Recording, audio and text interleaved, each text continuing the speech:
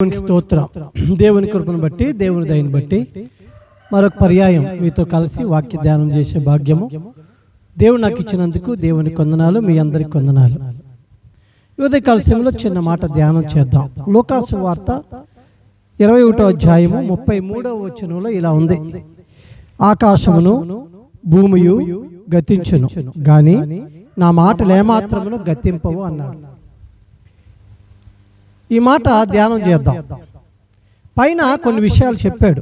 ఆ విషయాలు ఏంటంటే, యేసయ్య రెండవ రాకడకు ముందు ఏమేమి ఈ లోకంలో సంభవించబోతుందో, లోకం ఎలా ఉండబోతుందో తెలియచేశాడు.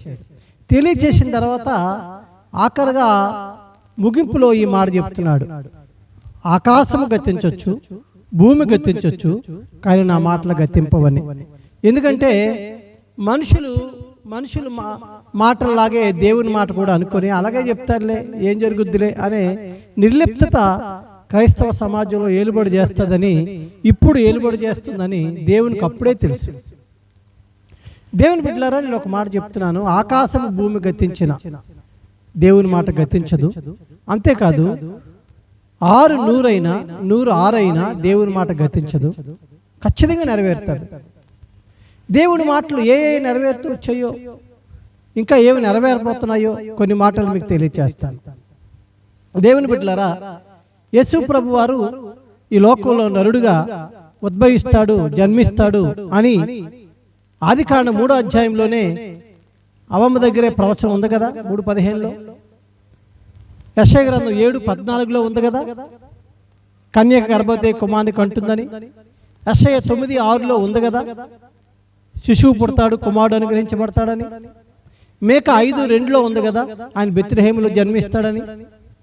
ఇన్నిసార్లు ప్రవచన రీతిగా పరిశుద్ధాత్మ దేవుడు చెప్పిన, దేవుడే స్వయంగా మాట్లాడినా మీకు తెలుసా, యెరూషలేములోనే ఉన్నారు శాస్త్రులు పరిసయ్యులు. వారి పేర్లే శాస్త్రులు పరిసయ్యులు, గ్రంథాలు ఎరిగిన వారు. కానీ యేసు ప్రభు పుట్టడానికి ముందు నక్షత్రం ఉదయిస్తుందని సంఖ్యాకాండంలో కూడా ఉంది కదా. అలాగే నక్షత్రం ఉదయించింది, జ్ఞానులకు దారి చూపించింది. ఎక్కడో ఉన్న తూర్పు దేశపు జ్ఞానులు ఆ సంగతి తెలుసుకుని వచ్చి యేసును ఆరాధించారు. కానీ అక్కడే ఉన్నటువంటి వారు, తన ప్రజలైన వారు, శాస్త్రులని వారు, పరిశీలైన వారు ఆ మాటను లెక్క చేయలేదు, మర్చిపోయారు. ఏం జరుగుద్దులే అనుకున్నారు. ఆ రోజుల్లోనే కాదు, ఈ రోజుల్లో కూడా యేసు వస్తాడు అని ఎన్నిసార్లు బోధ విన్నా అలాగే చెప్తున్నారులే పాస్టర్లు. అదేం జరుగుద్దులే అని నిర్లిప్తత సంఘాల్లో రాలేదా? దేవుని భయం లేకుండా, పరిశుద్ధత లేకుండా, క్రమం లేకుండా భక్తి చేసేవారు లేరా ఈ రోజుల్లో? భక్తి చేయలేదు అంటలేదు, భక్తి బాగానే ఉంది. గుడికి వెళ్తున్నారు, కానుకలు ఎత్తున్నారు, సభ్యత్వాలు ఉన్నాయి, పదవులు ఉన్నాయి సంఘాల్లో. కానీ భయం లేని భక్తి, పరిశుద్ధత లేని భక్తి, క్రమం లేని భక్తి ఈ రోజుల్లో చూడలేదా మనం? యేసు ప్రభు పుడతారన్న దేవుడు పుట్టాడు కదా. వాళ్ళు నమ్మినా నమ్మకపోయినా, వారు చదివినా చదవకపోయినా దేవుడు చెప్పాడు, పుట్టాడు అంతే. రెండవది, మార్క్సు వార్త 8వ అధ్యాయము 31లోను, మార్క్సు వార్త 9వ అధ్యాయము 31లోను, మార్క్సు వార్త 10:34లోను 3 సార్లు ఒక మాట చెప్పాడు: నేను చంపబడతాను, తిరిగి 3వ రోజున లెగిస్తాను అని చెప్పాడు. రెఫరెన్స్లు చెప్పాను, చూసుకోండి. Mark 8:31, mark 9:31, mark 10:34. కానీ ఆయనతో ఉన్న శిష్యులకి, ఆయన ప్రేమించిన బిడ్డలకి, ఆయన అంటే ఎంత ఇష్టపడే మగ్దలేని మరియ లాంటి అనేకులకి ఆయనతో ఉన్నా సరే ఆ మాటను సీరియస్గా తీసుకొని ఉంటే సమాధిలోకి ఎందుకు ఎదుగుతారు? 3వ రోజున ప్రభువు లెగిస్తాడని ఎదురు చూడాల్సిన వాళ్ళు, కనిపెట్టాల్సిన వాళ్ళు కాకుండా సమాధిలోకి వెళ్ళి ఆ సమాధులకు ఇంకా ఏమండి ఆ సెంటు కొట్టాలని, ఆ తెల్లవారుజామున ప్రేమ అయితే ఉంది కానీ వాక్యము నిరూపణ, వాక్యము యొక్క వెలుగు హృదయాలు ఉదయించలేదు. కానీ ప్రభు చెప్పినట్టుగానే ఆయన చంపబడ్డాడు కదా, సిలువేయబడ్డాడు కదా. ఒకటి, పుడతారన్న దేవుడు పుట్టాడు. రెండవది, చంపబడతారన్న దేవుడు చంపబడ్డాడు. మూడవది, నేను 3వ రోజు లెగిస్తానని 3 సార్లు చెప్పాడు. అలాగే లేచాడు కదా. ఇవన్నీ మనకు తెలిసినవే. మరి కొన్ని సంగతులు కాంటెంపరీ హిస్టరీలో మీకు తెలియజేస్తాను. యేసు ప్రభుకు సిలువేశారు కదా. సిలువేసినాడు, ఈ పాపం మా మీదకి మా పిల్ల మీదకి వచ్చినగా కానీ వాళ్ళు తప్పించుకున్నారు కదా. ఆ తర్వాత AD 70లో రోమన్ చక్రవర్తి టైటస్ కాలంలో రక్తం ఏర్లై పారింది. 190 మందిని చంపేశాడు. 110 మంది ప్రపంచ దేశాలు చెదిరిపోయారు. రమారమి 100 దేశాలకు పారిపోయారు. వాళ్ళని చెదరగొడతానని దేవుడు ఎప్పుడో చెప్పాడు. యెహెజ్కేలు గ్రంథం 22:15లో ఉంది. నేను మిమ్మల్ని సమస్త దేశములకు చెదరగొడతానన్నాడు.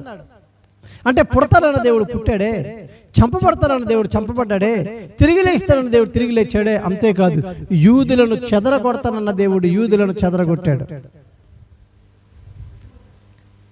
ప్రపంచ దేశాలకు చెదిరిపోయారు.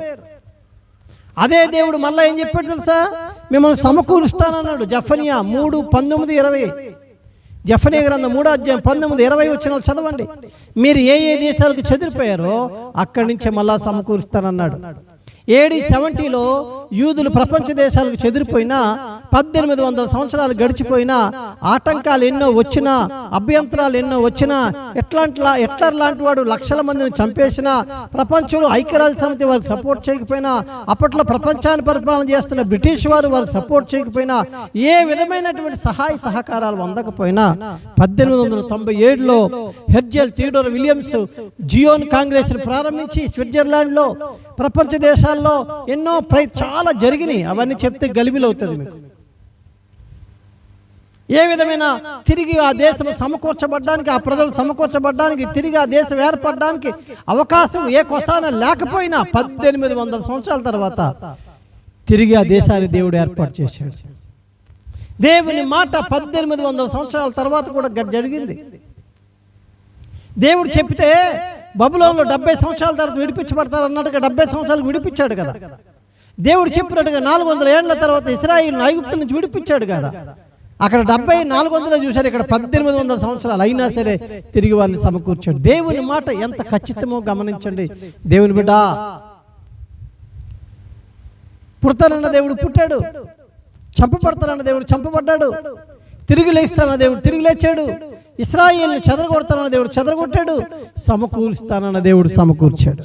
ఇక మిగిలింది ఏంటి తెలుసా? ప్రపంచమంతా ఇజ్రాయేల్కి వ్యతిరేకం అయిపోబోతుంది. ఇప్పటికి ఇరాన్ మాత్రమే మనం అనుకుంటున్నాం. మనదాకా హైతీ, హిజ్బుల్లా, హమాస్ లాంటి వారు అనుకున్నాం. వారు అనక ఇరాన్ నడిపించింది యుద్ధం 40 సంవత్సరాల నుంచి. ఇప్పుడు ఇరాన్ డైరెక్ట్ యుద్ధం జరుగుతుంటే ఇరాన్ వెనక రష్యా ఉంది. యెహెజ్కేలు గ్రంథం 38వ అధ్యాయంలో రష్యా నాయకత్వంలో ప్రపంచ దేశాలన్నీ ఇజ్రాయెల్కి వ్యతిరేకంగా వస్తాయని అప్పుడే ప్రవచనం ఉంది అని చెప్పినట్టుగా ఇవాళ కాకపోతే రేపు, రేపు కాకపోతే ఎల్లుండి రష్యా నాయకత్వంలో ప్రపంచ దేశాలన్నీ ఇజ్రాయెల్ దేశం మీదకి వచ్చిన ఇశ్రాయేల్ దేశం గెలుస్తుందని కూడా బైబిల్ చెప్పింది. జకర్యా గ్రంథం మీరు చదివితే, ఆ దినంలో నేను ఇశ్రాయేలు ప్రజలను యూదులను కాపాడుదును అన్నట్టుగా కాపాడుతాడు. అసలు ఇశ్రాయేలును కాపాడువాడు కునుకుడు నిద్రపోడు అన్నట్టుగా 60,000 70,000 పైబడి మిసైల్స్ ఈ ఉగ్రవాద సంస్థలు ఇరాన్ దేశం 2023 అక్టోబర్ 7 నుంచి ఇప్పటి వరకు వేసినాయట. అయినా దేవుడు ఆ పట్టణాన్ని కాపాడుతూ వచ్చాడు. ఎంత నమ్మదగిందో వాక్యం గుర్తుపెట్టుకోండి. ఒక దేశంతో యుద్ధం చేయాలంటే కష్టం. ఒక పక్క ఏంటి ఈ 3 ఉగ్రవాద Hamas, Hezbollah, Haiti, Lebanon, Yemen, ఇటు ఇరాన్ ఇలాంటి అనేక ప్రదేశాలతో ఒకేసారి ఇజ్రాయెల్ దేశం యుద్ధం చేస్తున్నా ఎక్కడి సామాగ్రి వస్తుందో, ఎలా ఆర్థిక వ్యవస్థ తట్టుకుంటుందో దేవుని కృప మనం చూస్తున్నాం. దేవుడు చెప్పాడు, నెరవేరుతుంది. యుద్ధాలు జరుగుతాయి, యుద్ధాలు జరుగుతాయి. యుద్ధాలు యేసు ప్రభు పుట్టడానికి ముందు నక్షత్రం ఎలా ముంగురుతో గుర్తుగా ఉందో, దేవుని రాకడకు ముందు యుద్ధాలు గుర్తు. అంతేకాదు 3వ ప్రపంచ యుద్ధం కట్టబడుతుంది, 3వ మందిరం కట్టబడుతుంది. 3వ ప్రపంచ యుద్ధం వస్తుంది, 3వ మందిరం కూడా కట్టబడుతుంది. కొంతమంది అడిగారు 3వ మందిరం అంటే ఏంటండి పాస్టర్ గారు అని. అసలు మందిరం అంటేనే కొంతమంది కన్ఫ్యూజన్. అసలు మొదటి మందిరం సొలొమోను కట్టాడు. దావీదు అన్ని సమకూరిస్తే సొలొమోను కట్టాడు మొదటి మందిరం. అది 400 సంవత్సరాలు పైబడిన తర్వాత నెబుకద్నెజరు బబులోను సామ్రాజ్యపు రాజు పడగొట్టేశాడు, నేలమట్టం చేశాడు. తర్వాత 2వ మందిరాన్ని జెరుబ్బాబెలు కట్టాడు. కోరేశ్వరు రాజుగారు, పారసిక రాజు అన్ని సమకూర్చగా ఈ 2వ మందిరాన్ని కొంచెం పాడైతే హేరోదు బాగు చేసినట్టుగా యేసు ప్రభు కాలంలో మనం చదువుతాం. కానీ టైటస్ రాజు దాన్ని మొత్తం పడగొట్టాడు AD 70లో. మూడవసారి మందిరం కట్టబడుతుంది. దేవుని వాగ్దానం నెరవేర్చబడుతుంది దానియేలు గ్రంథం 9వ అధ్యాయం ప్రకారం. కాబట్టి నేను ఎందుకు ఈ వాక్యం చెప్తున్నానంటే, పుడతానన్న దేవుడు పుట్టి, చంపబడతానన్న దేవుడు చంపబడి, తిరిగి లేస్తున్న దేవుడు తిరిగి లేచిన దేవుడు, చెదరగొడతానన్న దేవుడు చెదరగొట్టి, సమకూరుస్తానన్న దేవుడు సమకూర్చిన దేవుడు తిరిగి వస్తానంటే ముందుగా యుద్ధాల గురించి చెప్పినట్టుగా యుద్ధాలు జరుగుతున్నాయి, మందిరం నిర్మాణానికి ఏర్పాట్లు జరుగుతున్నాయి. ఆయన వస్తాడు. ఆయన వచ్చినప్పుడు నీవు నేను ఎత్తబడి గుంపులో ఉండాలి. నీవు నేను ఎత్తబడకపోతే విడవబట్ట బహుఘోరమని పాడతాం మనం. ఎత్తబడాలంటే దేవుని ప్రేమించే విశ్వాసాలు ఉండాలి, పరిశుద్ధత కలిగి బ్రతకాలి, దేవుని భయం కలిగి బ్రతకాలి. ఎత్తబడ్డే వారికి గుర్తుగా ఏలియా ఉన్నాడు. ఏలియా ఎత్తబడే వారికి గుర్తుగా ఉన్నాడు. ఏలియా ఎందుకు ఎత్తబడ్డాడంటే దేవుని సన్నిధిలో ఉన్నాడు. ప్రజలందరూ విగ్రహారాధన వైపు వెళ్ళిపోయినా ఏలియా దేవుని పక్షంగా నిలబడ్డాడు. ఏలియా సరైన ఎలీషాని శిష్యుని సిద్ధపరిచాడు.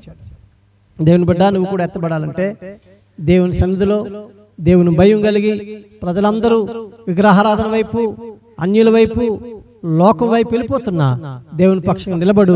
నువ్వు ఆయన పక్షంగా నిలబడితే నీ పక్షంగా ఆయన కలబడతాడు, అగ్ని దింపుతాడు, ఆయన రాకడలో ఎత్తబడతావు.